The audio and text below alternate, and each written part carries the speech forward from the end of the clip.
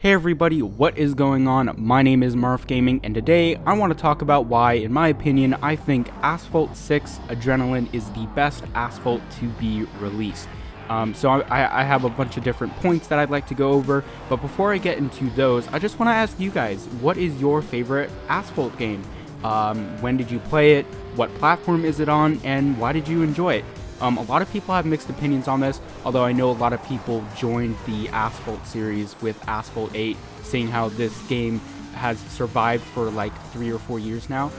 So there's a lot of time for people to join in, and of course it's free. But let me know regardless, which one's your favorite, which ones have you played, and yeah. So anyway, let's get into the points. So the first thing I have here is design. And there's really not much to say. I'll have gameplay, you guys will see what I mean. The overall user interface, the menus, the HUD when you're playing the game, everything is very unified. There's an overarching color scheme. You can see it's kind of like this 80s neon blue, almost like a Tron Legacy feel. But I think you guys can see what I mean here. And this design aspect is where I think mobile games and some games, you know, AAA games in my opinion, I think design is where a lot of recent titles have been lacking, at least in the mobile gaming world in my opinion. So what do I mean by this? So in Asphalt 9 you do have this color scheme of, I think it's like blue and neon pink, which is really cool, and I really like that they have this scheme going on or whatever. But the problem is, once you get into the menus and stuff, you can see that things aren't symmetrical and it just doesn't look right. A lot of times things feel very lopsided. If we go back to Asphalt 8, that game had, like, you know, at the beginning it seemed like it would have an orange theme to it, which I was really excited about, but then you started having white buttons and different color buttons, different color things in the menus, in the HUD, and it just didn't feel right. And what I'm trying to say by this is that when you have a design like Asphalt 6 where you stick to a color scheme, you stick to a way of designing things, it really makes the game feel unified, and it makes it feel like you're playing a complete experience. So that's why I like the design of Asphalt 6. Next up is personality. Now this is kind of tough to explain, but just kind of bear with me. If you've played the game before, I think you can understand what I mean. The game never really took itself super duper seriously. You had your announcer saying stuff like, let's say if you hit a drift worth 500 points, the announcer would say something like, looking for a quick extra buck, or something like that. They'd say a bunch of cheesy things, or the announcer, what I mean is the passenger, or I forgot what co-pilot, sorry, that's what they call her in game. And she would say like really cool stuff, or really funny stuff, and really cheesy stuff, and it really gave the game a personality. It brought the game to life, in my opinion. When you play games like Asphalt 8 and 9, there's no voices at all in the game, obviously, except for the music, but it makes the games feel lifeless. And with Asphalt 6, it felt alive, and it's hard to describe with other words, but you just gotta play it and hear the announcer, the co-pilot, and when you win, you know, everything was just all upbeat, happy.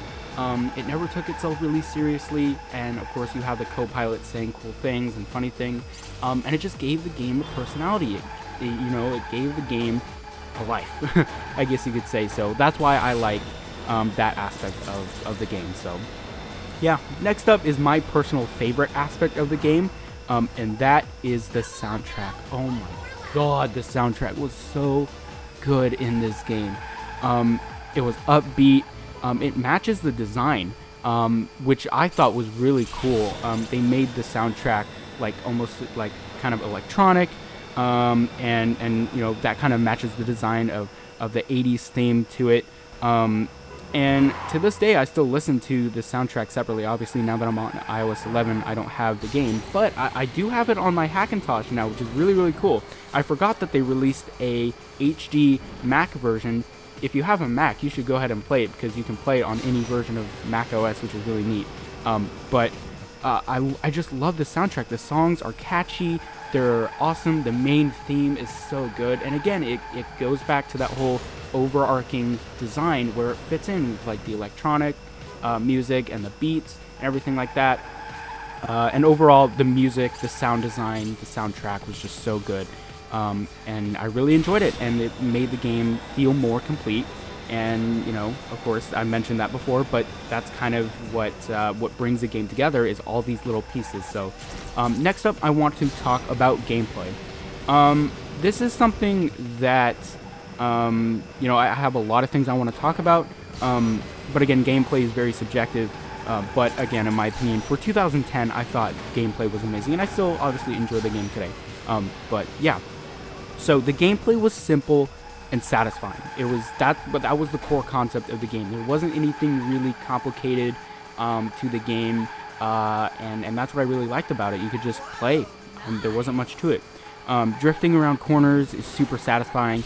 Like I said, this game revolves around satisfaction. Well, a lot of mobile games do, and I guess a lot of games have to have some level of satisfaction. So, you know, I don't know why I'm kind of repeating this, but the game itself that felt very satisfying to play.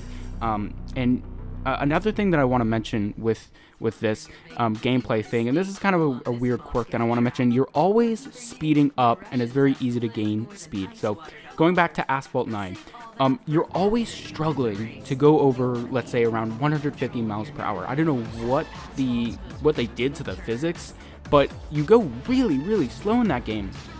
And in Asphalt 6, there is just a very good sense of speed that you don't have in these newer titles, because they're trying to go from like a more realistic approach, but that just slows you down, and it gets really annoying. And in Asphalt 6, you don't have that.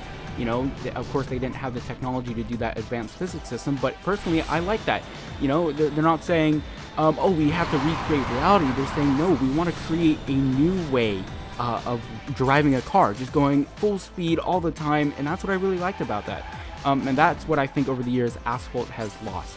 But moving on, there was no BS. There was no reoccurring glitches or issues, and the game always ran very smoothly. In Asphalt 8, there's a reoccurring glitch where you just kind of crash, like, randomly, and the developers responded to that saying, oh, we have to redo the whole physics system, and I don't think we should do that because that would take a lot of time. And it's stupid because you know that they didn't try and polish the system enough to where the game had no issues. And I've experienced these issues before. Your car will suddenly skid and you'll crash randomly. It's so dumb. And Asphalt 6 had none of this. You didn't crash randomly. There was no stupid mistakes that weren't your fault. And overall, the game was just a great experience. There were no glitches or anything like that. Next up, and this was obviously the biggest selling point of Asphalt 6, and that was adrenaline. Excuse me. It was so satisfying to activate. The sound and the visuals made the whole thing complete. It was super immersive, and it really gets you in the zone. It gets you pumped up and feeling like you're going fast. And I just love this system so much.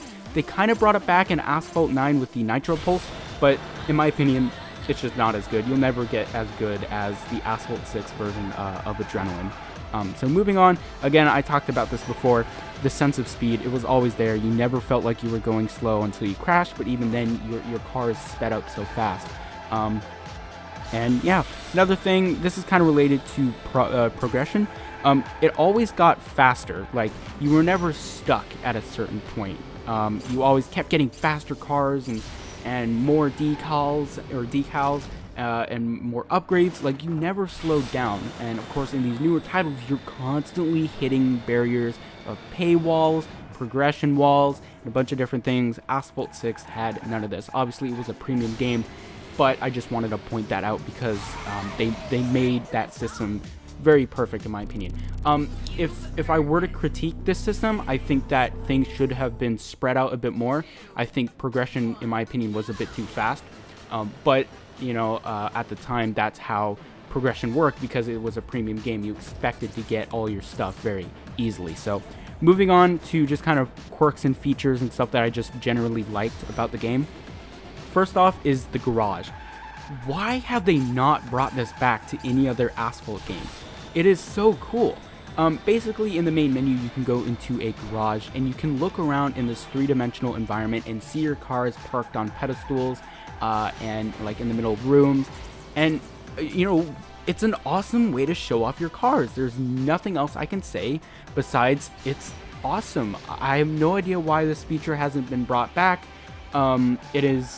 It's awesome. I know you can view your cars in newer games, obviously, and you can rotate them 360. But when you can walk around your cars instead of moving the cars, it's just such a more immersive experience. And of course, this adds to building the world of Asphalt 6 and makes the game more unified and a more enjoyable experience. So I just love this. Also, customization was really cool. You got all your decals through progression. You never really needed to buy them. And I thought they were really cool too. Some of them were not as good, but I thought that most of them were really good and actually added to your car's design instead of just kind of made it look like a mess. And also you could put whatever color you wanted on most cars. Some cars were stuck, like the Bentley Speed 8. You couldn't put colors or your own colors on that car. Understandable though. But for most cars you could personalize it however you want. I know the system is an Asphalt 9, but you know, this game is from 2010 and it had that system. So that's all the points I have written down, but I kind of want to just close up with something else. This game was released in around 2010. Asphalt 9 hasn't even been released yet, but it's been over 8 years since Asphalt 6, and this game still plays amazingly. On Mac, it looks great because we have high resolution textures, and the game is just super satisfying. And what can we take away from this? Well, number one is that if you want to progress in the game community, or I'm talking to kind of in a developer standpoint here, if you want to progress your game, sometimes you do have to take features from the past. When I say stuff like the garage system and how satisfying the adrenaline mode felt, I'm very surprised that Gameloft hasn't implemented these features in newer titles. You know, especially talking about the garage system. I mean, it's a selling point. It's something that people will look back on and can always enjoy. And it kind of makes me wonder what these developers are thinking, not putting these features in the game. But yeah, again, Asphalt 6 was released in 2010, and it was my favorite Asphalt at the time, and it is still now. I will forever remember this game. And there's not really much else I can say. Obviously, I really enjoyed Asphalt 7. It was great, but nothing can really capture the personality and style of Asphalt 6. It truly was and is a unique experience and a unique game that if you guys haven't experienced for yourselves, I really highly recommend it. Again, I know on iOS, I don't think you can buy the game anymore, but on other platforms, if you can't buy the game, you know, try and find some way to play it, whether it be through pirating if you have to. Like, I know I made the whole video on piracy. If you can't buy the game, downloading it from a third-party source, I guess, is okay, but you guys have to play this game. It is so good. But yeah, thank you guys so much for watching. I hope you enjoyed. Again, I'll mention my Bullet Force 25,000 gold giveaway. Yeah, I'll talk to you guys in the next video. See ya.